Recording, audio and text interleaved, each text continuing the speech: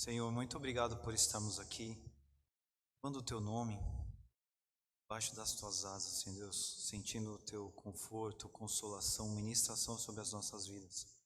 Muito bom, Pai, participarmos desse momento juntos aqui como família na busca ao Senhor.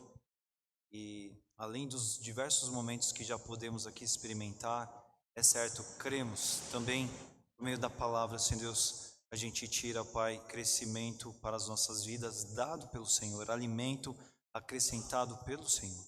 Então assim seja nesse momento, Pai, usa por favor a minha vida, Teu Espírito fale a todos, ó Pai, que aqui estão e que tenham ouvidos para ouvir o que Ele tem a dizer nessa noite. É assim que nós oramos e te pedimos, no nome santo de Jesus. Amém.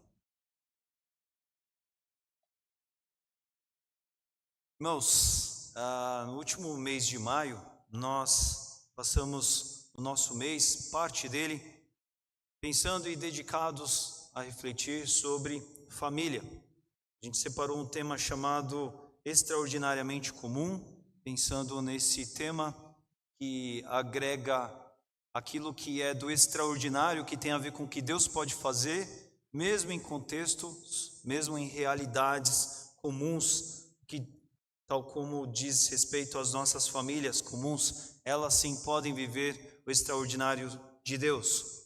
No último domingo nós pausamos esse olhar, esse acompanhamento por conta do DIP, por conta do Domingo da Igreja Perseguida, mas hoje aqui nós vamos encerrar então com a última das reflexões que a gente tem nesse assunto, para domingo em diante, domingo que vem em diante, a gente seguir um novo tempo, uma nova conversa, um novo assunto aqui a partir do púlpito dos domingos à noite. Extraordinariamente comum. Primeiro domingo a gente conversou, a gente refletiu sobre a estrutura na família, pensando em esse algo maravilhoso que Deus criou, que é a família, e como Ele a criou. A gente passou aqui por características e expressões que têm a ver com esse formato do qual Deus fez a família. No domingo seguinte, aquele primeiro, a gente pensou sobre decisões na família, entendendo o quanto é importante exercermos decisões na família. Um tempo de tanta pluralidade de ideias, de possibilidade, é muito confortável, muito típico do homem moderno, ele ficar em aberto com tantas coisas e não assumir decisões e não assumir postura. E ali, olhando o texto de Josué, nós pensamos sobre a importância de se assumir decisões na família. E hoje nós vamos finalizar esse tema, pensando em gestão na família. O gerir da família é o nosso assunto dessa noite. Gestão tem a ver com uma outra palavra que talvez seja até mais conhecida, a gente tenha usado mais na nossa caminhada de vida, que se chama administração. Gestão é uma palavra mais moderna, mas ambas têm a ver com um conceito antigo, inclusive no caminho da vida cristã, é um tema de estudo e de dedicação da igreja, chamado mordomia cristã, que ali ela se dedica a tantos olhares e perspectivas da administração, da gestão daquilo que Deus nos deu, inclusive das pessoas, inclusive assim da família.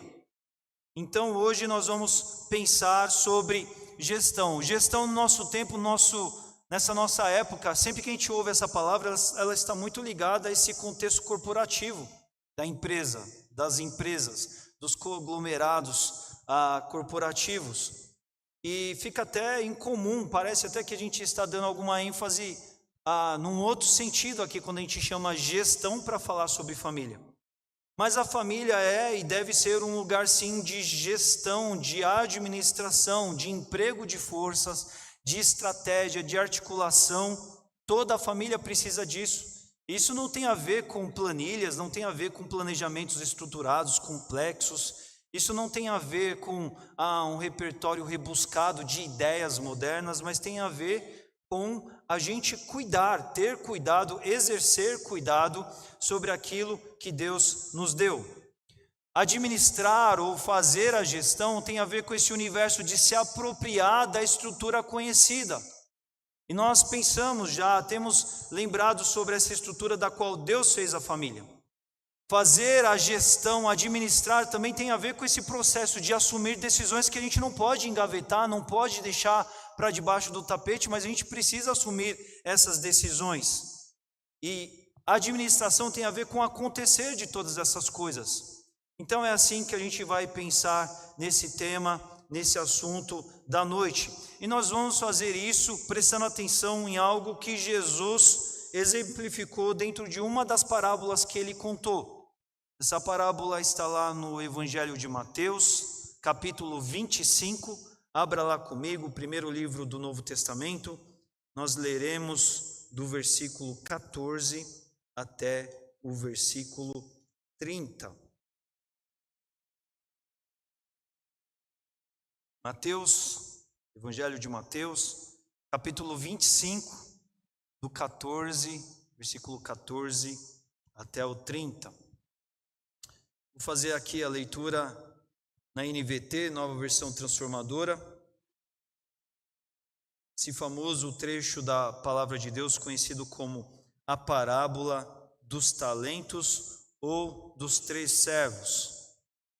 Acompanhe comigo na sua Bíblia ou no seu celular, que diz assim, preste atenção em cada palavra.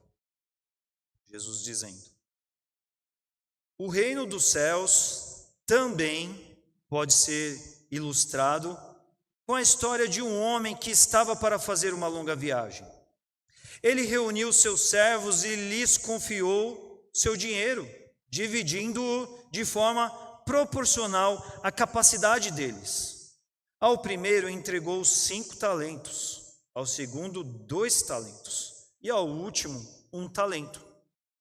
Então foi viajar. O servo que recebeu 5 talentos começou a investir o dinheiro e ganhou outros 5. O servo que recebeu 2 talentos também se pôs a trabalhar e ganhou outros 2. Mas o servo que recebeu 1 talento cavou um buraco no chão e ali escondeu o dinheiro de seu senhor. Depois de muito tempo, o senhor voltou de viagem e os chamou para prestarem contas de como haviam usado o dinheiro. O servo ao qual ele havia confiado 5 talentos se apresentou com mais 5. O Senhor me deu 5 talentos para investir e eu ganhei mais 5. O Senhor disse: muito bem, meu servo bom e fiel. Você foi fiel na administração dessa quantia pequena e agora lhe darei muitas outras responsabilidades.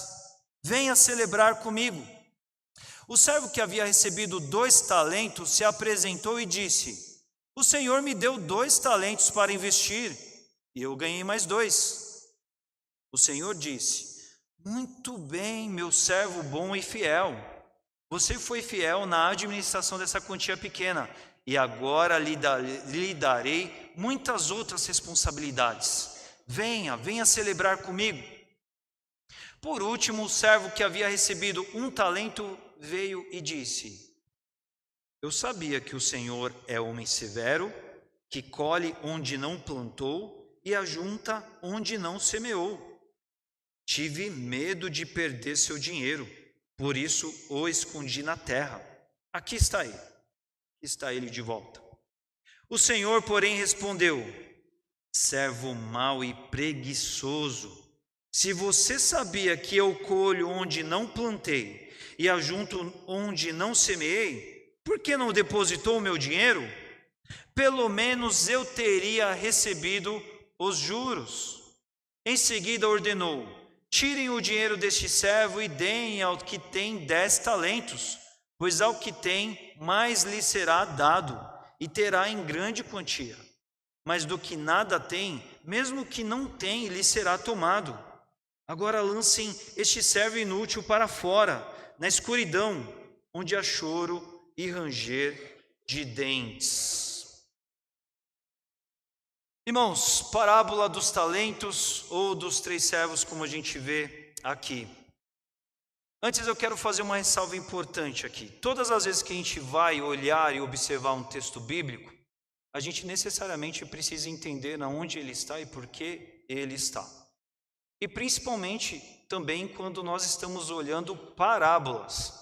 As parábolas, elas têm sim uma ideia moral por trás do seu conteúdo, mas elas sempre fazem parte de uma sequência, de um outro momento, de um outro contexto que tem a ver com algum dado assunto, e aquilo que ela traz em si mesma, mas ela agrega em vista do assunto que ela está inserida também.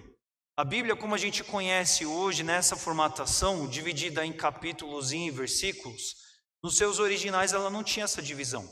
Foi só no século XIII que ela passou a ser dividida em capítulos, e no século XVI ela foi quebrada em versículos para que isso facilitasse a nossa navegação em meio ao seu conteúdo. Mas o conteúdo todo da palavra de Deus, no seu original, é um conteúdo corrido. E dentro do conteúdo corrido que esses assuntos, os da parábolas inclusive, eles fazem parte de um contexto maior do qual ele está inserido. Quando a gente então vai olhar essa parábola, não onde que ela está inserida dentro do conteúdo do Evangelho de Mateus. A partir do capítulo 24, Jesus está falando sobre os tempos do fim, sobre os tempos da escatologia, dos estudos das coisas futuras. Isso é o capítulo 24. E Jesus fala ali em muitos detalhes, e no capítulo 25, Jesus vai trazer duas parábolas. As parábolas das virgens, das 10 virgens, e depois ele vai falar das parábolas dos talentos. Mas depois dessas duas parábolas, Jesus vai vir falar, você pode ver aí na sua Bíblia, versículo 31, ele vai vir falar sobre o juízo final. Então, o assunto que estava antes e depois dessas parábolas não mudou. Não é que Jesus estava falando sobre os tempos do fim e ele fez um break ali, uma parada, para falar de algum outro assunto ali, alguma coisa pontual, para depois retomar o que ele estava falando. Mas, na verdade, o que Jesus vem trazer a respeito dessas parábolas se conecta ao assunto maior do que Jesus estava conversando e abordando ali com os seus discípulos. Então, quando Jesus, por exemplo, ele fala sobre as parábolas das 10 virgens, em resumo, o que Jesus está querendo provocar olha, em vista de eventos futuros que vão acontecer, sinais dos fins dos tempos, coisas que estão previstas por acontecer, existe uma atitude correta que cabe ao servo, ao Filho de Deus, que é a atitude de vigilância, de estar em alerta, de estar preparado e pronto para o que há de acontecer e vir. Então, em resumo, numa linha só, um pouco mais de uma linha, o resumo da parábola das 10 virgens seria isso. Quanto à parábola dos talentos, que é essa que a gente viu, ela tem a ver com a valorização que se tem recebido de Deus enquanto se caminha para essa progressão para o fim. A gente precisa pensar nisso. Porque Jesus falou, coisas vão acontecer. Mas enquanto essas coisas vão se desencadeando e vão acontecendo, há-se atitudes, posturas e comportamentos esperados daqueles que são os fiéis ao Senhor. E a eles cabem aquilo que está representado na essência, na ideia dessas duas parábolas. Estar alerta, estar pronto, estar atento, mas valorizar-se aquilo que se recebeu a respeito do Senhor. Então, quando Jesus propõe essa parábola do cuidado, do exercer gestão sobre aquilo que recebeu de Deus, que é essa mensagem no pacote dessa parábola, isso tem a ver com tudo na vida. Não é algo que Jesus escreveu apontando em direcionamento à realidade familiar, mas isso tem a ver com tudo aquilo que tem a nossa vida e caminhada comum. Diz respeito aos nossos recursos, às oportunidades, ao nosso trabalho, aos nossos bens, a uma série de coisas. Mas sim também, inclusive a respeito das pessoas que Deus nos deu, que são as nossas famílias, por exemplo. Sim também a respeito daquilo que Deus nos deu como capacidades, coisas que fazem sentido, coisas que tenham a ver com quem nós somos e como somos. Deus nos deu as pessoas, Deus nos deu as capacidades, e Ele é aquele que, no decorrer dessa caminhada do reino dos céus, que é a realidade que Mateus apresenta, enquanto esses eventos que Jesus contou que aconteceriam, eles vão ao longo da história se desenrolar, cabem aos fiéis uma atitude adequada. E hoje nós vamos olhar essa caracterização aqui daquilo que a parábola explora e apresenta mas sim, pensando dirigidamente a família, visto que a gente tem nesse último mês aí aproveitado esse assunto ligado à família. Vamos lá, o que a gente vai perceber? Alguns elementos muito prontos, muito diretos a respeito dessa parábola, tá? A gente vai ver que o Senhor confiou o dinheiro aos seus servos. Talentos aqui não tem a ver com a moeda da época, como se fosse o nosso real, o dólar, o franco, alguma moeda da época, mas talentos tem a ver com alguma medida de investimento, alguma medida de recursos e de dinheiro daquela época. Mas esse senhor, ele precisava viajar e ele não ia, aqui no relato da parábola de Jesus, ele não ia ter tempo de empregar aqueles recursos para fazê-los lucrar, fazê-los crescer. Então ele separa 3 servos que faziam parte ali dos serviços a ele e comissiona esses homens a representarem ele no cuidado e na administração desses recursos. Mas segundo o que a parábola nos mostra, ele não faz isso aleatoriamente, ele não faz isso numa medida igual para todos eles, mas ele observa. O que a gente deve entender aqui na construção do que Jesus propõe ele sabe bem assim, quem é aquele que dá conta de lidar com 5 talentos. O outro dá conta também de gerir recursos, mas talvez não 5, 2. Ele conhece os seus servos, ele sabe quem eles são, ele sabe das capacidades dele. E é assim que ele distribui a cada um deles conforme aquilo que eles podem. Então, o que a parábola vai mostrar é que a gente tem 3 homens, mas desses 3 a gente vai identificar 2 posturas diferentes. 2 deles, os que receberam 5 e 2 talentos, são homens que trabalharam os talentos, homens que investiram aqueles talentos e fizeram eles renderem, fizeram aqueles recursos ampliarem, eles dobraram de volume daquilo que originalmente eles eram. E eles fizeram valer, eles corresponderam à confiança que o Senhor colocou para eles. Isso foi aquilo que esses 2 primeiros homens exerceram diante daquilo que foi confiado à mão deles. Mas aquele que recebeu 1 talento, na verdade ele, segundo o que ele mencionou ao Senhor, ele ficou receoso por conhecer o Senhor. E ele então, ao invés de trabalhar, investir, ele guardou esse talento. Por respeito, por medo, por acato, entendendo quem esse senhor dele era, ele guarda, ele faz um buraco e guarda. E aquilo que ele diz ao Senhor, quando o Senhor volta, olha, o Senhor é um homem severo. E eu queria te devolver exatamente aquilo que você deixou na minha mão. Só que o que o Senhor entende disso tudo é que aquilo foi uma tremenda de uma desculpa. Porque ele foi negligente. Porque ele foi preguiçoso. Porque ele foi displicente. Porque ele, ainda que ele tivesse todo esse cuidado, ele poderia ter comissionado banqueiros para que fizesse no mínimo aquele valor, se permanecer dentro daquilo que ele valia quando foi colocado nas mãos dele. Dinheiro, recursos, tem a ver com essa realidade de que ele existe para movimentar, para gerar novos dividendos, novos lucros. Não faz sentido desde sempre, não é? Alguns são mais experimentados nisso, outros não, mas alguns tomam de recursos que têm nas mãos e faz isso ampliar, crescer, se multiplicar. Mas existem aqueles que são mais conservadores, mas aplicam ainda no banco de alguma forma básica que seja, para no mínimo tentar se manter aquilo que se tem. Mas esse homem aqui, nem isso ele fez. Ele simplesmente, ele guardou. E a atitude que vai estar expressa aqui na ação dele, que o Senhor entende, é que ele desvalorizou aquela oportunidade. Ao invés de fazer algo, ao invés de construir uma experiência, de demonstrar o seu valor como servo, em representar o seu Senhor quando ele estava ausente, em ir lá fazer aquele recurso multiplicar, crescer, ou no mínimo acompanhar a valorização natural dele, ele simplesmente, ele fez pouco caso, ele colocou isso em indiferença, ele não correspondeu àquilo que ele deveria.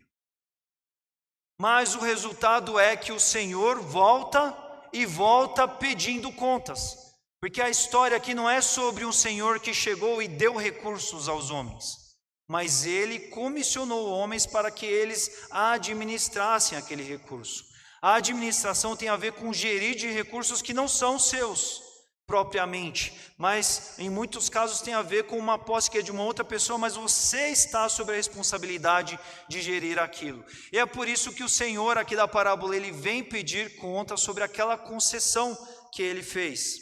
E aí a gente se depara então com as palavras que esse Senhor da parábola diz. Aquele que empregou 5 e ao outro que empregou 2 talentos, ele vai dizer: servo bom e fiel.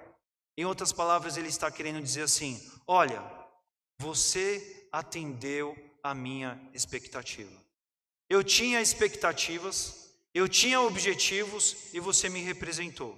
Eu não estive aqui, mas você me fez presente aqui representando meus recursos. E aí ele diz: olha, pelo fato de você ter sido fiel, eu te farei crescer. Eu te darei novas oportunidades, eu te possibilitarei crescimento. Eu te elevarei na medida em que eu trarei mais oportunidades para você, mais outras responsabilidades. Uma recompensa.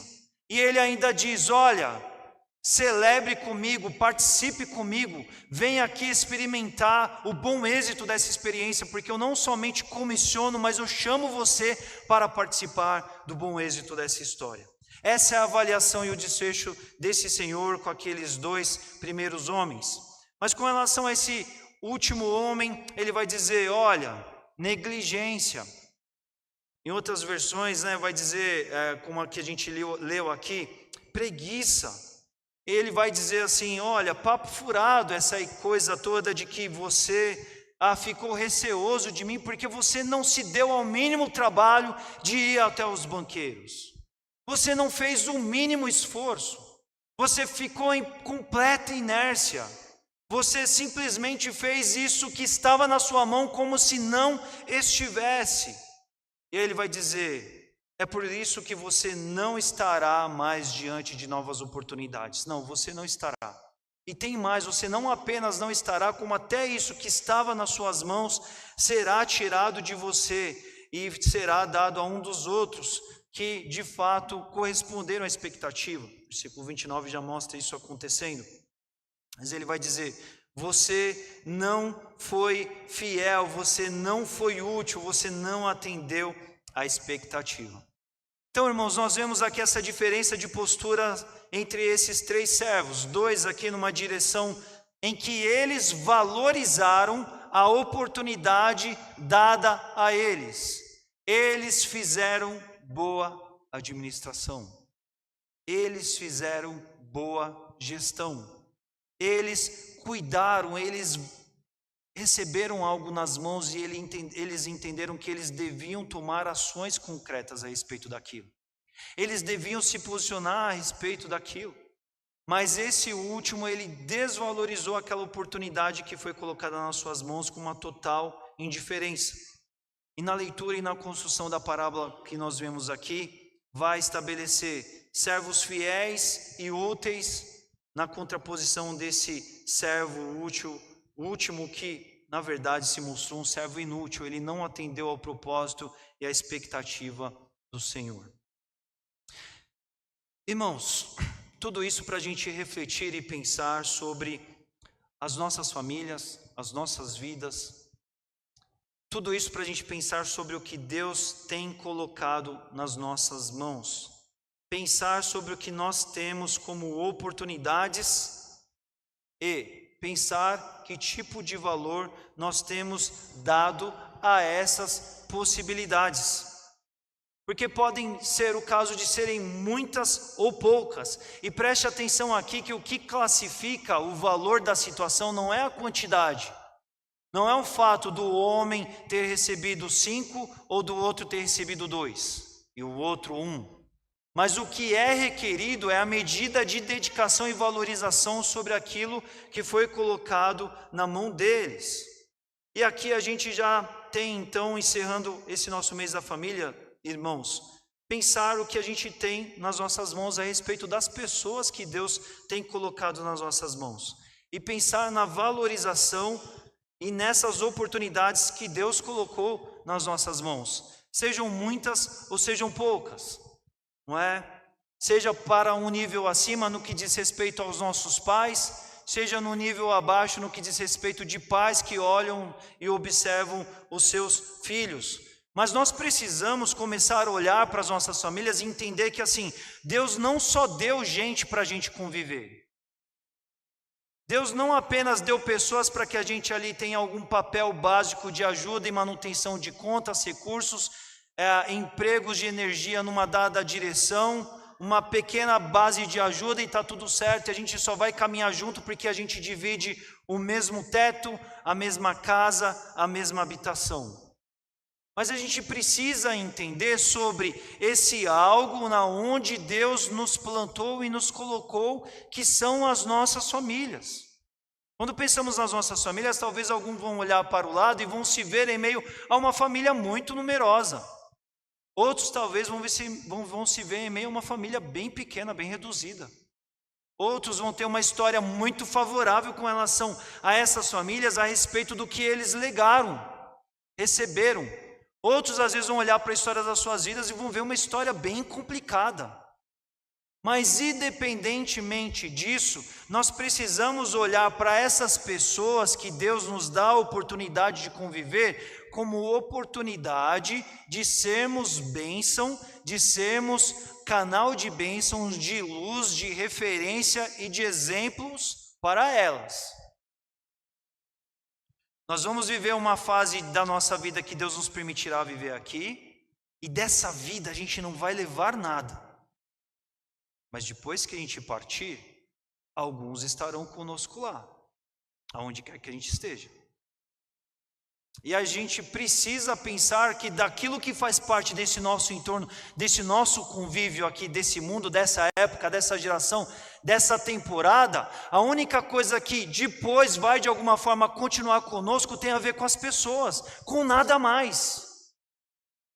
Diante disso eu pergunto, as pessoas têm ou não têm importância para nós? Devem ou não devem ter importância para nós? Eu acho que essa resposta ela fica bem óbvia.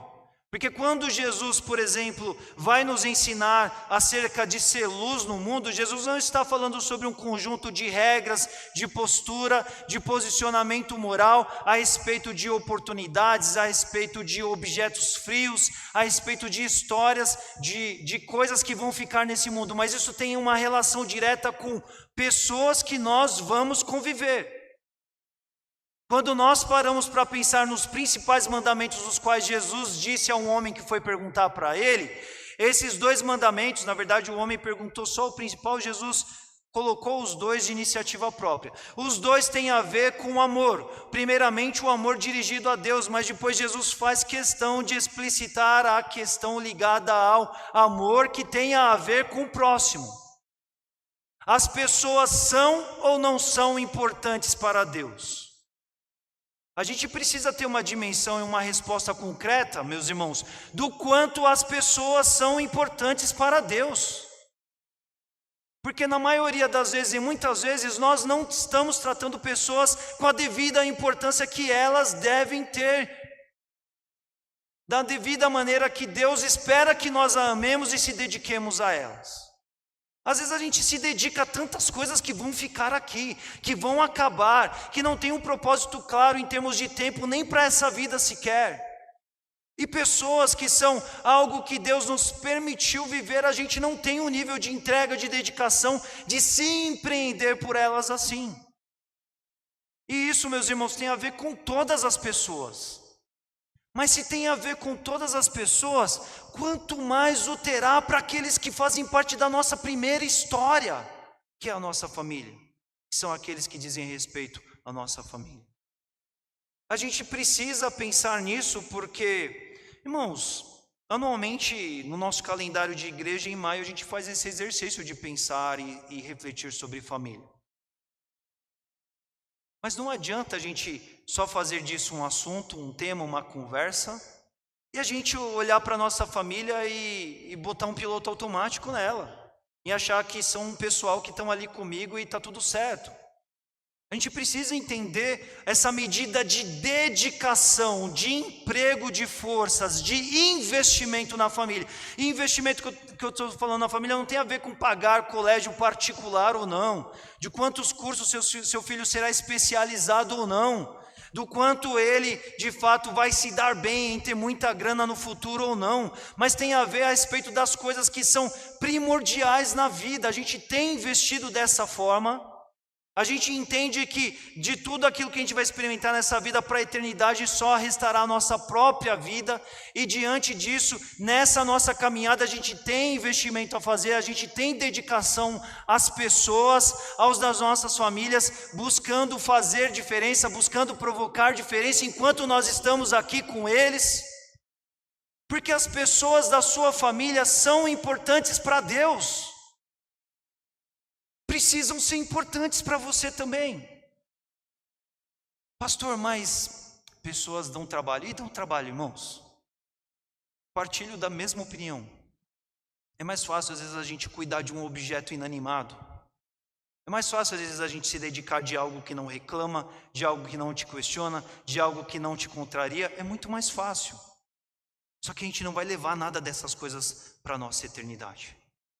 E Deus está aqui, a proposta do Evangelho, a proposta que nós aprendemos com Jesus Cristo, é que o que importa é agregar valor a respeito das pessoas que estão conosco no nosso dia a dia de vida. Vamos pensar no nosso Mestre Jesus. Jesus, ele não tinha sequer uma residência própria. Mas Jesus estava ali dedicando a sua vida em prol daqueles que estavam ao redor dele. Eu digo isso porque essa nossa vida moderna, facilmente ela é muito entulhada, preenchida de coisas, de compromissos, de agenda. E em meio a tudo isso, em meio a tantos interesses, em tantas questões, é muito fácil meio que assim a gente fazer o básico, fazer aquilo que socialmente está convencionado, e tem tanta, às vezes, essa falta de se empenhar, de pensar assim, eu não vou deixar de entregar para minha família o meu esforço, o meu investimento, a minha dedicação.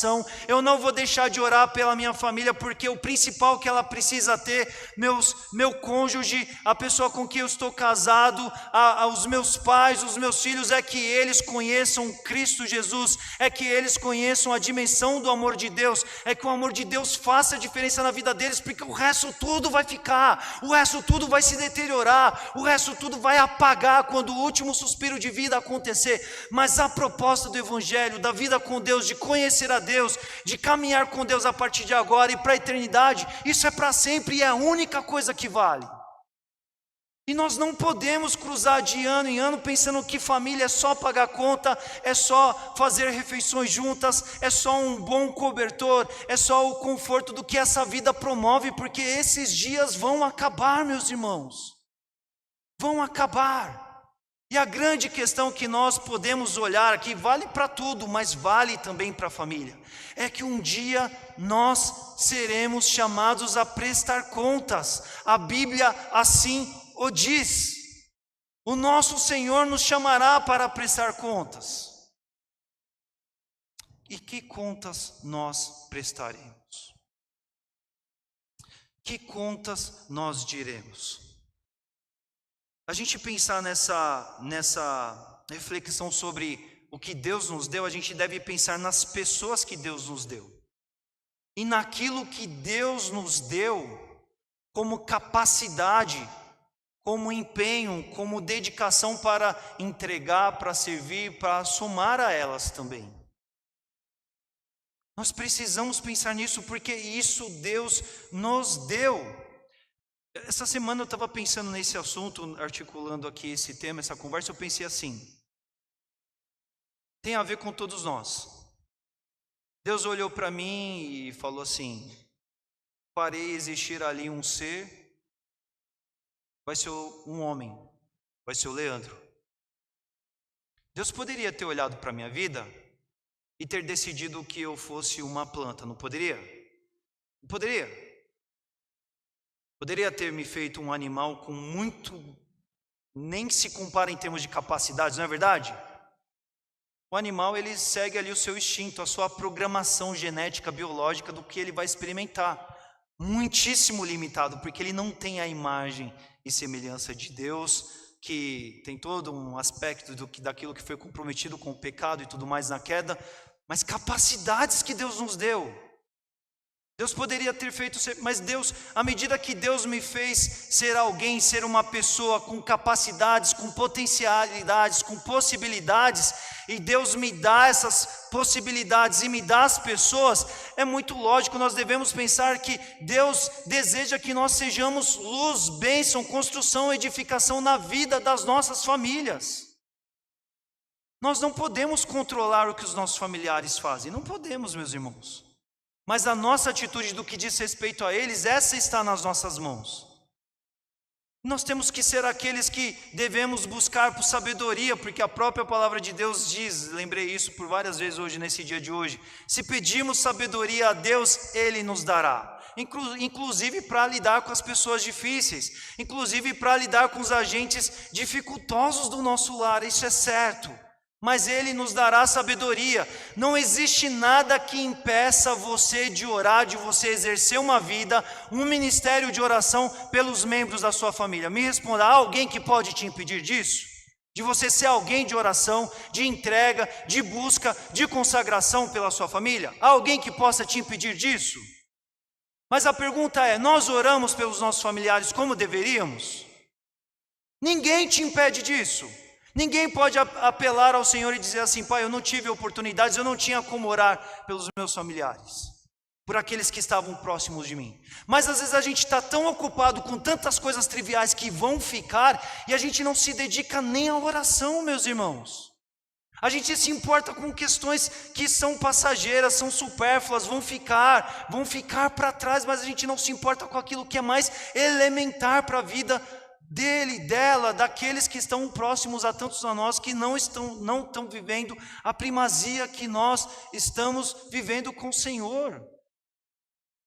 Isso aqui nos chama a responsabilidade, uma responsabilidade que deve estar sobre nós, porque a respeito do que cabe a nós fazer, Deus não vai pedir contas disso a uma outra pessoa. Deus vai vir falar para mim e para você, e sobre o que temos feito. A gente, no nosso tempo, a gente está cheio de tanta coisa, de tanta informação, de tanta discussão, de tanto assunto efêmero, sem importância, sem nada, que a gente não acha tempo para as coisas mais importantes, mais inegociáveis da vida. A gente vai tumultuando a vida e a gente simplesmente passa a lidar como que se assim, se meu filho ganhar muito dinheiro, está tudo certo com ele. Eu fico entristecido quando eu vejo isso. Eu vejo pessoas dizendo que está tudo bem com seus familiares porque eles estão ganhando muita grana, mas quando eu vejo a história da vida deles, eles não estão próximos do Senhor. Como estará tudo bem?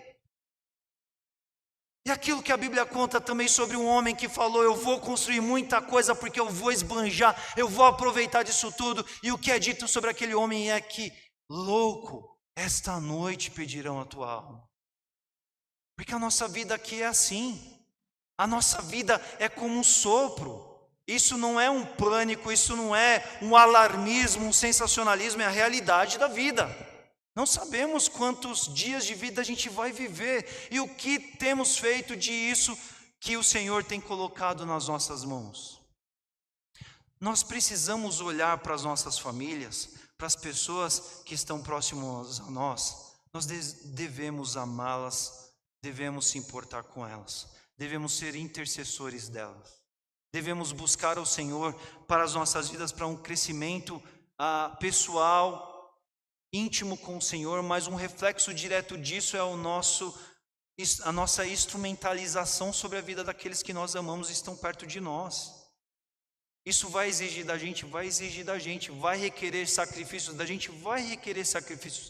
gente, mas é o caminho da gente honrar o nosso Deus que deu as pessoas, que deu as capacidades em prol de pessoas que estão próximos a nós. Porque o que será se a gente não conseguir trazer fruto, trazer resultado de uma dedicação, de uma família que está tão próximas a nós? Veja, perceba, a responsabilidade de cada um é individual, meus irmãos. E Deus pedirá contas a cada um, todos prestarão contas. O que cada um faz em nível pessoal, cada um se reportará a Deus, isso é um fato.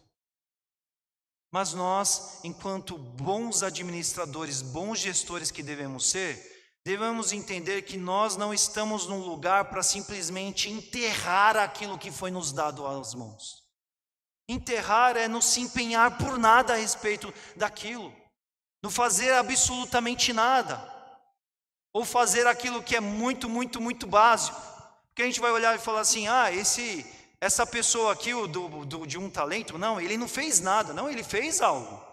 Ele recebeu um talento, ele não gastou aquele talento, ele não deixou de fazer nada, ele fez alguma coisa. Ele não torrou a grana e depois disse, olha, torrei, não tenho nada para você. Ele trouxe algo. Mas o que ele trouxe estava muito aquém daquilo que era esperado a ele na hora da prestação de contas.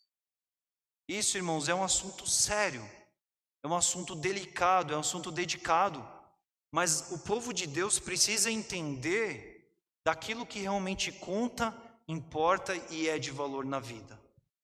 A gente não pode ficar perdendo tempo com coisa que não deve requerer, tomar expressão, roubar do nosso tempo, enquanto aquilo que é básico, aquilo que é elementar, aquilo que tem a ver com o que Deus tem nos dado e espera retorno, espera uma atitude correspondente, não é? Nós devemos ter uma atitude com relação a essas coisas. Deus espera. Porque que sentido há em a gente sair propositado em ser luz do Senhor, ser um instrumento de Deus onde quer que a gente vá, por onde quer que a gente passe, no trabalho, na escola, na faculdade, se em casa a gente não tiver um nível de dedicação nesse ponto? Começa-se em casa. E não é só em casa, é em todo lugar.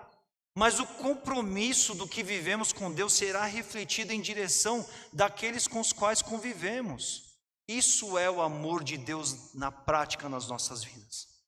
E como eu disse hoje cedo, no devocional da manhã, que João vai nos dizer é que quem não ama não conhece a Deus, porque Deus é amor. E esse amor, ele não tem a ver com uma emoção, com um sentimento, ele não tem a ver com afeições, por aí simplesmente, mas tem a ver com decisão, tem a ver com a prática, tem a ver com aquilo que 1 Coríntios 13 vai nos escrever. E isso nós vivemos profundamente ligados ao dedicar-se às pessoas que têm a ver com as nossas famílias. Pastor, mas é muito difícil, porque eu amo a minha família, porque eu quero muito bem ela, mas são pessoas, ou é alguém, ou é alguma pessoa que está muito distante de onde eu gostaria de vê-la. Ore por ela, seja exemplo para ela, não desista dela. Pense na misericórdia que Deus tem para a sua vida, para projetar misericórdia para ela. Seja um intercessor, uma intercessora fervoroso, fervorosa por ela. Não descanse, clame, busque, rogue. Porque todas as outras coisas vão passar, meus irmãos. Mas a família é algo do qual recebemos do Senhor, é a primeira instância da qual nós nos relacionamos e caminhamos juntos. E não adianta a gente deixar isso para lá. Não adianta a gente fingir que não é com a gente. É o nosso primeiro ministério.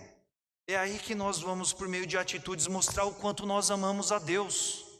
Porque amar de boca, por palavras, é fácil.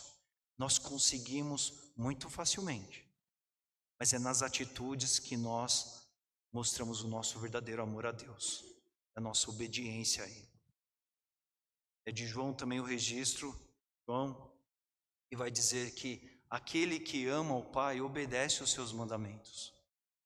E o Senhor é esse que nos visita com papéis. E em outros anos, ano passado, nesse mês de maio, a gente observou papéis da família, o que cada um deve, como deve, sendo um filho, sendo um pai, sendo um cônjuge, uma esposa. A gente tem tirado aplicações interessantes nesses meses com a família. Mas a gente precisa olhar para as nossas famílias e precisa entender assim, esse é o projeto no qual Deus me colocou. E Deus, veja só, o começo da parábola diz assim: o reino dos céus também é semelhante a um senhor, e aí ele vai discorrer sobre a parábola. O reino dos céus é conforme esse exemplo que Jesus trouxe aqui. Deus não nos dá aquilo que a gente não pode suportar.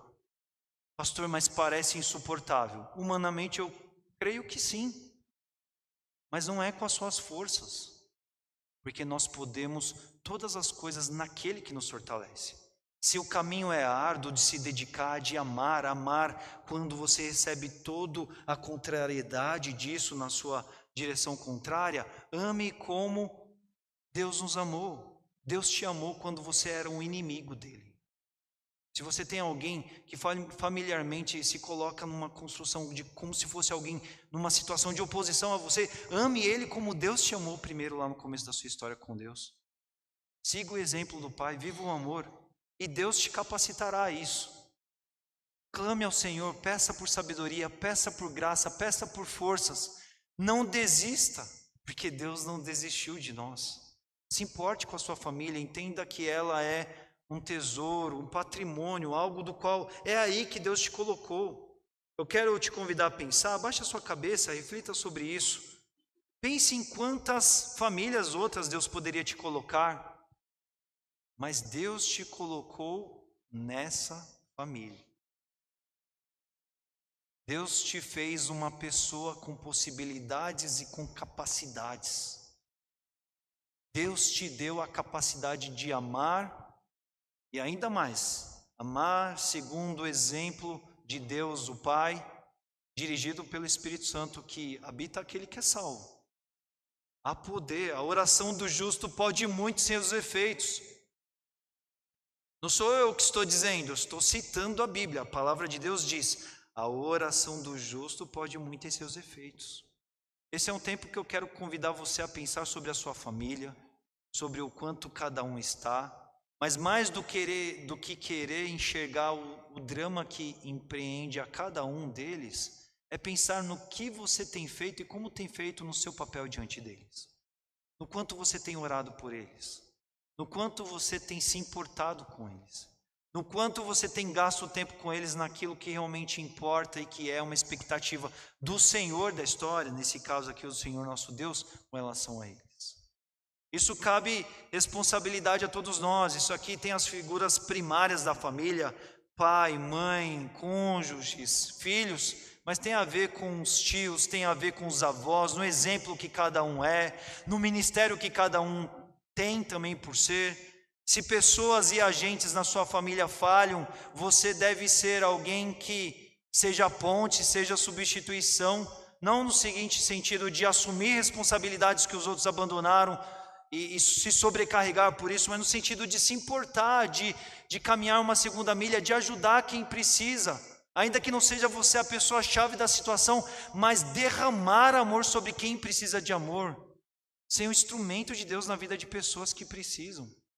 Ame a sua família, se importe com ela, mas não se importe pelas coisas daqui, se importe pelas coisas do alto, se importe em construir um patrimônio com elas nos céus, onde nada nem ninguém pode roubar. Se importe em se dedicar a elas, em caminhar com elas, em provocá-las a irem mais além com Deus. Tudo isso nessa nossa vida tumultuada, cheia de coisas, parece difícil, parece desafiador, mas nós estamos aqui para orar e para clamar ao Senhor por isso.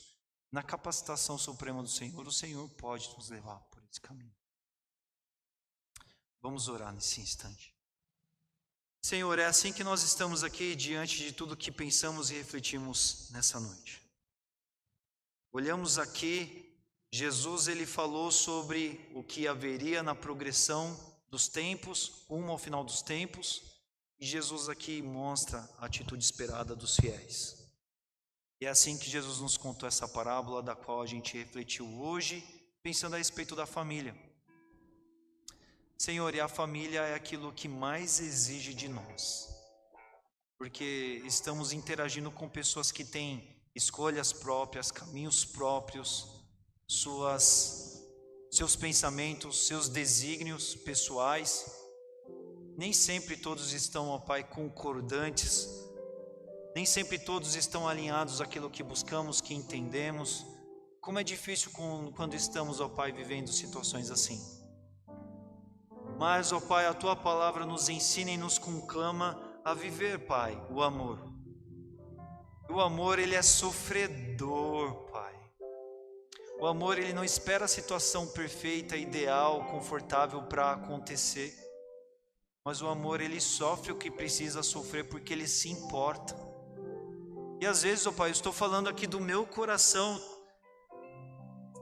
Creio também que isso possa ter a ver com a vida de outras pessoas. Às vezes nosso coração ele se entristece, ele se cristaliza, ele se endurece quando a gente se depara com a dureza de outras pessoas. Mas é aí que precisamos da tua força, Pai, é aí que precisamos da tua ajuda, porque precisamos amar incondicionalmente. Precisamos, Senhor, ser revestidos da tua sabedoria. Precisamos exercer um ministério, ó Pai, que vai além das nossas próprias forças, mas que deve ser sustentado e deve depender do Senhor para amar quem temos que amar, para levar adiante o que temos que levar, para construir e lutar por aquilo que vai permanecer para sempre, para empregar energia e dedicação pelo que realmente vale a pena, para, Pai, se empenhar por aquilo pelo qual um dia a gente haverá de prestar contas, Pai.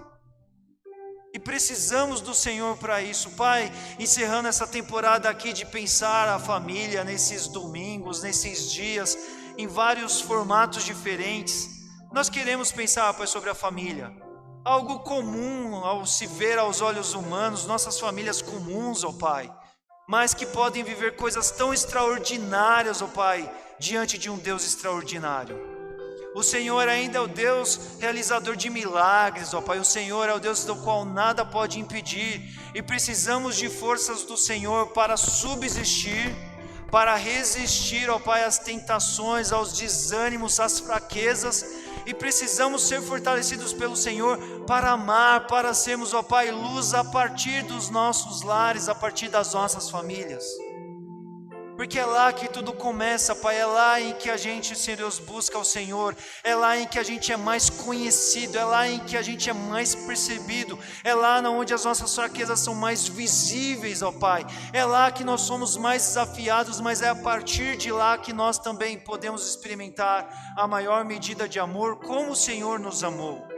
E queremos aqui pedir, Senhor Deus, por caminhos do céu sobre as nossas famílias. Não estamos aqui pensando sobre o que sobre o que os meus irmãos podem fazer, sobre o que os homens podem fazer, mas nós estamos aqui como povo teu, rogando pelas nossas famílias, ó Pai. Escreva, ó Pai, novas histórias na onde nós precisamos ter novas histórias, ó Pai. Use-nos, Senhor Deus, para a bênção das nossas famílias, ó Pai. Que a gente se importe, ó Pai, com pessoas que precisam, ó Pai. Que a gente se dedique àqueles que estão perdidos, ó Pai, que a gente viva vidas de oração, de clamor, de dependência, de busca àqueles que precisam, ó Pai. Ajude, Senhor Deus, a gente, Senhor Deus, a seguir esse caminho do qual nós tanto carecemos, Senhor Deus.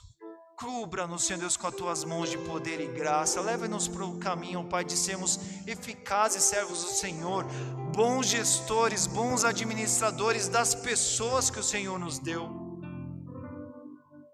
Bons executores, Senhor Deus, das capacidades que o Senhor colocou em nós, porque o Senhor, ó Pai, não nos permitiu a nada daquilo que a gente não pudesse suportar.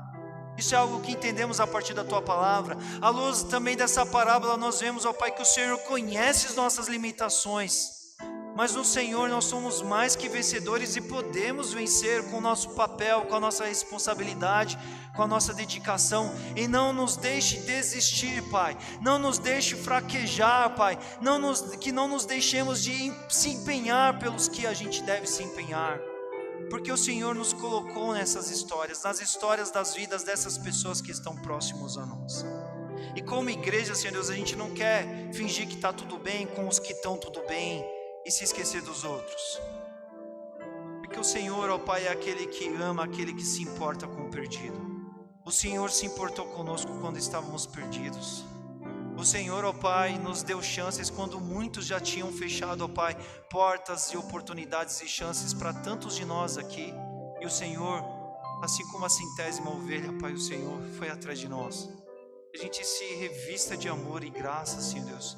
A gente viva isso e dê-nos força para isso, Senhor Deus, porque nosso ministério começa na nossa casa. Homens que devem ser sacerdotes das suas casas, Senhor Deus. Esposas que devem ser virtuosas mães, Senhor Deus. Esposas, esposos que devem ter orações atendidas porque são comprometidos com as famílias, ó Deus, as quais eles foram colocados. filhos, ó Deus, que olham, ó Pai, para a sua família e podem aprender do Senhor observando o contexto no qual estão. Filhos que rogam por pais que precisam encontrar a luz. Avós, tios, gerações que se importam pelas gerações que vêm, em ser exemplo, em marcar com histórias, em legar o verdadeiro tesouro para os que estão, Senhor Deus, carentes deles, ó Pai.